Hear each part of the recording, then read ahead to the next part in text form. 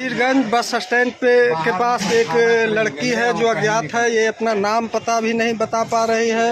उम्र लगभग 10 साल होगा और ये मुकेश जी है, मेडिकल इन्हीं के पास है। कितना देर से है मुकेश जी यहाँ पे? 2 घंटे नहीं, 1 घंटा हो गया है। 1 घंटा। किस साइड से आई? कुछ अनुभव आपको? कुछ अनुभव नहीं। अभी डायल 112 को कॉल कर दिया गया है। ये जाएगी, थाने में रहेगी और ये वीडियो अभी फेसबुक और न्यूज़ के माध्यम से लोगों को दिया जाएगा। पहचाने और पहचान कर इसकी सहायता करें। इसके अभिभावक के पास पहुंच जाए, इसके लिए कृपया सहायता करें। नाम पता कुछ भी नहीं बता पा रहे हैं।